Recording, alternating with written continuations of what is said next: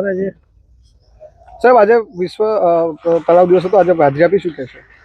વિશ્વ સારસ ડે નિમિત્તે ઉજવણીના ભાગરૂપે પરિયેજ ગામે આજે આજુબાજુ ગામડાના આજુબાજુ કોલેજના વિદ્યાર્થીઓના સંયુક્ત ભાગરૂપે ઉજવણી કરવામાં આવી।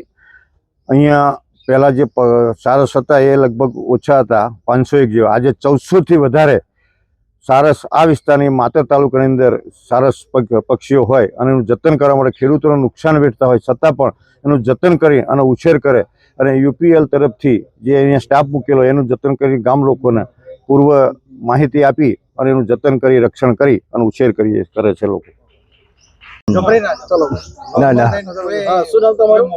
મારું નામ રમેશ બારૈયા છે અને વર્ષોથી અમે સારસને બચાવીએ છીએ। જે કે ખેતરમાં માળાઈ બનાવતા હોય છે તો પણ અમે એમને બગાડતા નથી અને સાચવીએ છીએ તો કોઈ બી જાનવર એને ખાઈ ના જાય કે મારી ના નાખે। અને અમે યુપીએલ સારસમાં પણ જોડાયેલા છે તો એમને કોઈ બી સારસને ઈજાગ્રસ્ત થયું હોય तो पण हमें जानकारी एमने बोलाई लीजिए। जी, आपका नाम? Doctor Jatinder Kaur, programme manager UPL Saras conservation project. आज परियज में जो सारस कन्वर्सेशन जो प्रोजेक्ट किया जा रहा है, कि प्रोजेक्ट क्या है और इसके उद्देश्य क्या है? यूपीएल का सारस कंजर्वेशन प्रोजेक्ट लास्ट 8 साल से चल रहा है, जिसमें हम लोग डॉक्यूमेंटेशन करते हैं, सारस की गणित्री करते हैं। और 2016 में जो 500 पॉपुलेशन थी सारस की अने वधारे 1431 थी गई है अपना खेड़ा जिला में। और पछी डॉक्यूमेंटेशन के साथ साथ में हमें ज़रूरी है कि हमें गांव वालों के साथ, खेडूत मित्रों के साथ और स्कूल स्टूडेंट के साथ मिलकर उनके साथ अवेयरनेस करना कि हमें सारस का संरक्षण क्यों करना चाहिए। और इसी का ही हम देखे कारण है कि आज हमारी मोटी संख्या में 300 ने ऊपर 10 स्कूल स्टूडेंट्स અને 4 कॉलेजेस के स्टूडेंट्स में भाग ले रहे हैं। और ये 3rd सारस क्रेन फेस्टिवल जॉइंटली वन विभागना અને યુપીએલના જોડે થઈ રાખ્યા છે। આમાં drawing competition, photo exhibition and plus हमारा बर्ड वॉचिंग ट्रिप है। तो हम चाहते हैं कि एक दिन में तो सारी जानकारी नहीं दे सकते, बट फेस्टिवल का होता है कि सब एक दूसरे को मिले, इंटरेक्ट करें कि किस प्रकार से हम पर्यावरण को बचाने का काम कर रहे हैं। और ये यूपीएल सारस कंजर्वेशन प्रोजेक्ट के कारण ही हमारा ये महत्वपूर्ण काम થઈ શકે છે।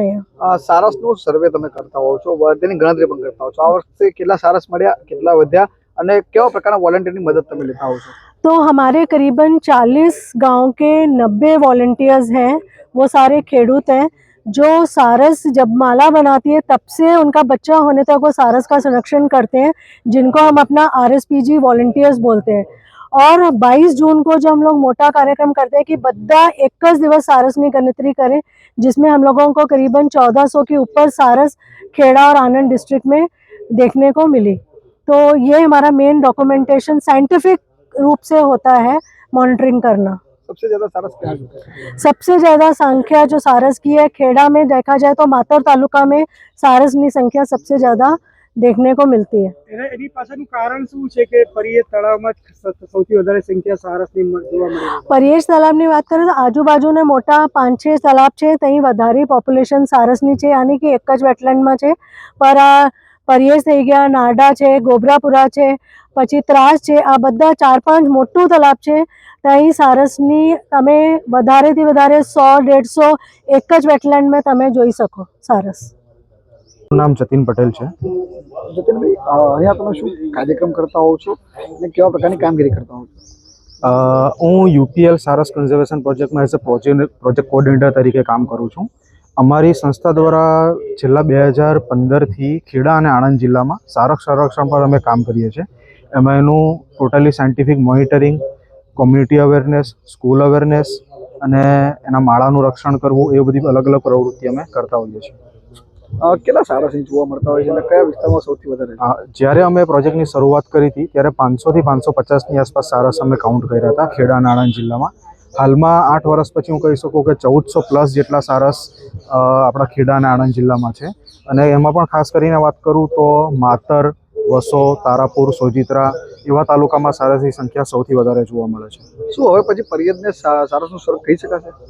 हाँ, ચોક્કસ પરિયજને સારસનું સ્વર્ગ આપણે કહી શકીએ, કેમ કે અહીંયા જ્યારે સારસની કોંગ્રીગેશનનો સમય હોય છે, એટલે કે ઉનાળા મહિનામાં એપ્રિલ, મે અને જૂન આ 3 થી 4 મહિના દરમિયાન સારસ અહીંયા તમે 100, 150, 200ની સંખ્યામાં પણ જ્યારે તળાવનું પાણી ઓછું થતું હોય છે ત્યારે જોઈ શકો છો. બહારથી વિદેશથી પણ કેટલાક સાયન્ટિસ્ટો આવે છે, કયા કારણથી આવે છે અને તેમનો ઉદ્દેશ શું છે? વિદેશથી પધારેલા સાયન્ટિસ્ટો જે સારસ જેવી બીજી 15 પ્રજાતિ આખા વિશ્વમાં જોવા મળે છે અલગ અલગ, એમાં એ સારસ વર્કિંગ ગ્રુપના ડિરેક્ટર છે. એ સારસનું અહીંયા લોકો સાથે શું કનેક્શન છે, કેવા વિસ્તારમાં જોવા મળે છે, કેવી રીતે સંરક્ષણ થાય છે, એ બધું ઓબ્ઝર્વેશન માટે આવ્યા છે.